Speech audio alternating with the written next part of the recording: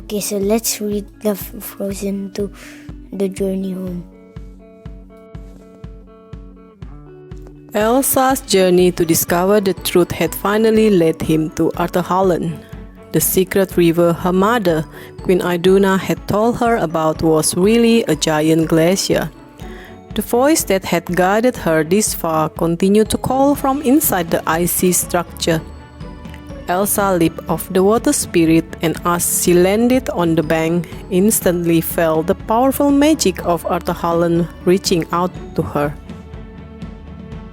As Elsa stepped into the ice cave, she felt anxious yet excited. She had waited her whole life to find Arthahallen. Elsa bravely followed the haunting voice. She jumped across icy pillars and went down a ravine. Nothing would stop her from getting to the voice. Finally, Elsa entered a big open room. Images from the past appeared on the walls. The woman looking down at her. The voice who had been calling to her was the memory of her mother. As Elsa sang along with Iduna, the memory around her became clearer. Her powers grew and flourished as her true destiny revealed itself. Elsa transformed into the Snow Queen.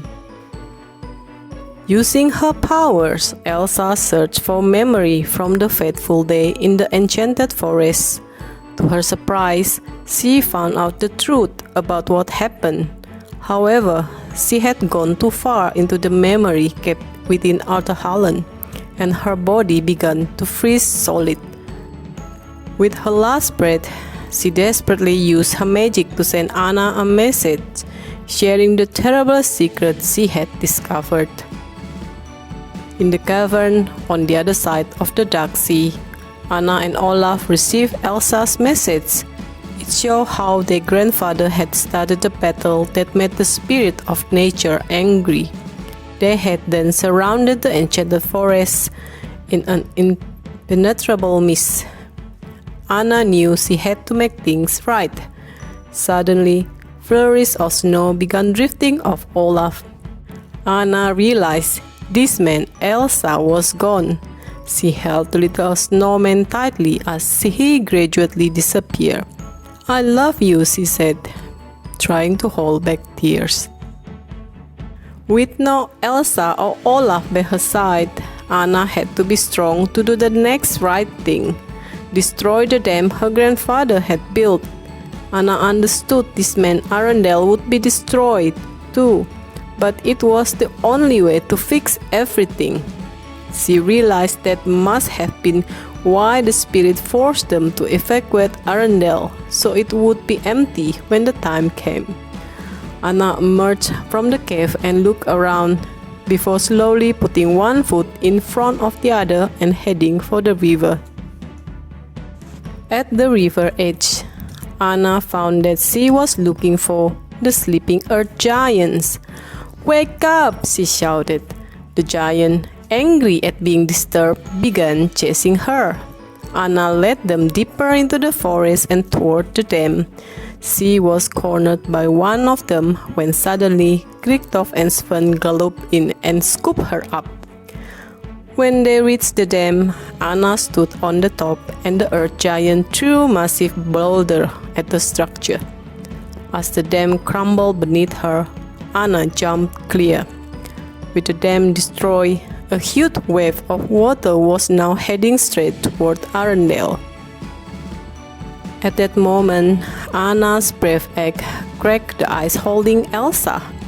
She mounted the water nook and raced toward Arendelle.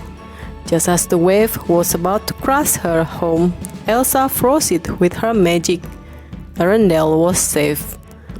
To everyone's delight, the mist cleared from the enchanted forest. The curse had reversed and everyone was finally free. The anger between Arendellian and Notodra drifted away like the magical mist, and they all celebrated together.